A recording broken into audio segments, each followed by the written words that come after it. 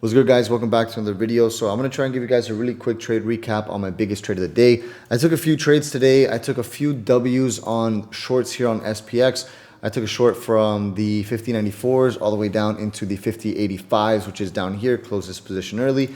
Ended up getting stopped out at break even on NQ. And then last but not least, I took another position over here on this short, on this dump, and I caught this very nice dump to the downside here on SPX. I closed the position a little bit early, but recently I've just been mainly focused just on arm multiple, and I was up a great arm multiple, so I decided to actually close the position. Now I'm breaking down this trade essentially because a lot of people were asking me, why am I looking to actually take this position when I'm looking to go long? You actually ended up going short. The answer is pretty simple. I mean, yeah, I could see where this looks like a break and retest setup, but it really all starts with the higher time frames. So initially I wanted to go short here at this daily key range, which if you go to the daily time frame, it is a previous structure point over here at 50.77. So that's where initially I wanted to go short and potentially see shorts from. But on the heat map, I saw that there was liquidity just sitting here at the 50.80s. So I was like, you know what? I'm going to wait for price action to come up, see if it fills this liquidity. And if we get a break of 50.77, a break under the previous lowest low, I'll go short down into 50.66. Waiting for price action to come up and grab that liquidity. Once that liquidity actually did get filled, we saw a pump. So me being patient on my setup actually got me saved from taking a potential loss on the day, especially that it had already been a frustrating day. I had missed a long position down here at 50.54 on ES. I got stopped out at break even on NQ. So it was already a frustrating day. So adding a loss to that would have been even more frustrating. I waited for price to pull all the way back up into the 50.95s. I'm looking to go short overall because of the bearish trend that we saw yesterday. Again, you have to be able to identify what's going on in the markets, what happened in the previous day. In the morning, we saw a pump up, and then we saw a complete dump. What did we see over here? We saw a big pump up and then a continued dump. And what caught my eye about shorting this level was price action pulled all the way back from the 50.50s all the way to the 50.95, saw liquidity here and then grabbed liquidity here and then dumped. So this is an area of interest for me. Now, looking at the 5-minute time frame, I ended up taking a short position on the 3-minute time frame based off of this rejection after that candlestick closed. Took profits here, but the big trade of the day that I really want to cover is why did I go short down here? Now look for a continuation on the longs because price is bouncing off support, etc., etc. Well, first and foremost, if you go to the hour time frame, what you're going to notice is that this is our previous key resistance range from essentially where we saw a continued dump. What happened with price here at this area? We had a pullback and then a dump. We had another pullback and then a continued dump back down to the 50.44s.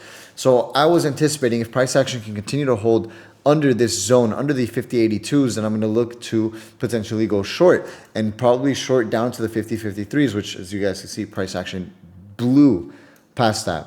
So when price action was actually in this area, I was looking at the footprint charts and there's a few things that did concern me, right? So I actually took the trade. Let me just try and fix this here really quick. This is like stuck, right? So I actually took the trade when price action closed in this area. I started going short somewhere along this area over here at the 50.78s, which of course SPX is different. So we had a nice strong close back under the support range, as you guys could see here. And then when price came up, retested, rejected that area and started to come back down is when I actually executed myself on a short. And taking a look at this footprint chart, essentially we had a ton of aggressive selling in this range. With that aggressive selling, if you look at the delta here, negative 348, negative 273, there's a ton of aggressive selling entering the markets. I mean, you're talking about negative 421 on the delta. It's not crazy, such as like negative 731, negative 597, negative 622, but there's a ton of aggressive selling under this area of support. Then I saw price action come up, and notice if we kind of like zoom in on this, right? The big orders where there's a negative 731 on the delta is really in bright red. It also shows you volume. Then you have all this bright red action here as well. There was no real interest from the buyers to push past this resistance range. At least that's how I interpreted it, right? Because we have a 139 on the delta. There's not really strong volume coming in. And nonetheless, we saw price come back up in a resistance and then continue to dump after that. That's why I executed myself on a short position, right? Or if not, then, it would have been a completely different story. But using the footprints only allows me to be able to see that. So that's what gave me the confidence to enter on that short position where I did. And as you guys can see, I saw a little bit of drawdown because my entry was a little bit late. I should have entered the position as price action started to reject this area, giving me that extra confirmation. Now, my stop loss, let's look at this from an arm multiple perspective. I entered the markets around this point. My stop loss was pretty tight. It was just slightly above the resistance range, and my take profit was down here. I was risking about $14,000, looking to gain $40,000, which is, you guys can see, is around a 2.6 R multiple in total. Now, price action consolidated for a bit, and again, another rejection. Let's take another look at this footprint chart here. What do we see here? Why did I continue to hold my position? If you look at the footprint charts, again, price action pulled all the way back up into resistance, and there's no real sign of aggressive buying above this range. There's no real sign of aggressive buying at resistance, showing me that buyers just simply aren't interested in this level. So when this consolidation dries up, we'll see a breakout to the downside, which is why you guys saw all of a sudden that price action just completely dumped like the way it did with all that volume and aggressiveness, right?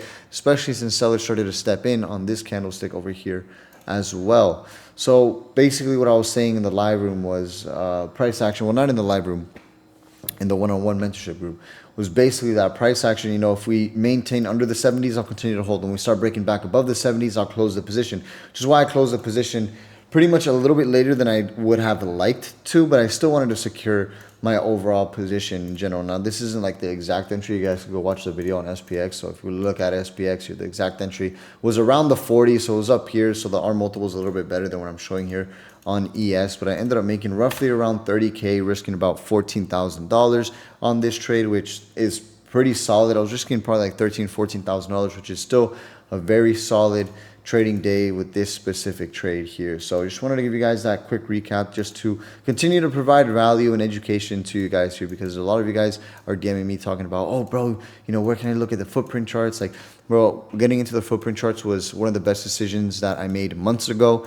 And, you know, months ago when I decided to dedicate myself to this is why you guys see me, you know, the big ass beard, because I've just been locked in, starting and focusing, and, you know, I'm seeing really big days kind of like fairly easily now, and with more confidence to continue to hold that position, because of course, you know, I was up in profit, then I was in some serious drawdown, stops were almost hit, and then price dumped.